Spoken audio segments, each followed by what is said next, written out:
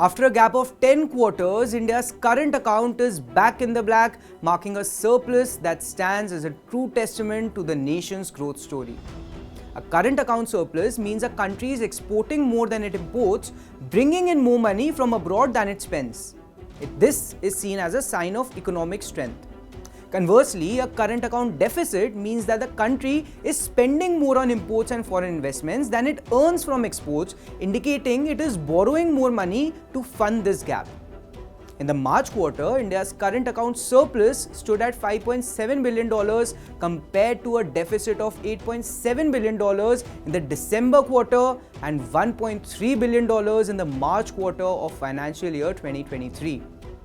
The last time current account was in surplus was back in the first quarter of FY21, but it was followed by years of GDP contraction when India's industry could not absorb imports. So what's driving this change? Well, it's India's newfound strength in services exports and robust support from the Indian diaspora. India's services exports have surged by a solid 9% to reach $142 billion. Notably, business process exports, particularly from global captive centers or GCCs, have soared by an impressive 41% to $29 billion. This growth, albeit from a smaller base, reflects a significant transfer of middle office functions such as accounting, auditing, payroll processing and sales analytics from developed nations to India, a trend poised for further expansion.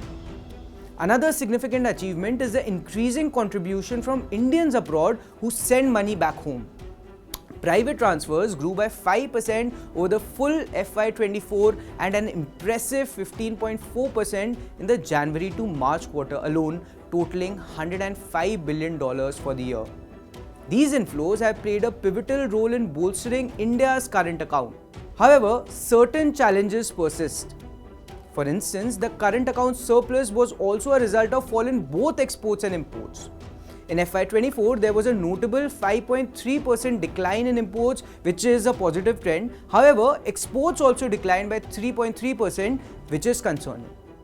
Also, it's important to understand that while a current account surplus means India is saving more money than it's investing overseas, the challenges lies in using these savings effectively within the country, especially given India's current stage of economic development.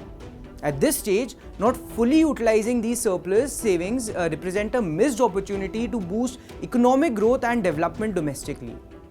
Adding to these challenges is a significant decrease in net foreign direct investments to just $9.8 billion in FY24, down sharply from $28 billion in financial year 2023. This decline in FDI indicates that less foreign money is flowing into India for long-term investments like building factories or setting up businesses, and reflects a potential reduction in external support for India's economic growth.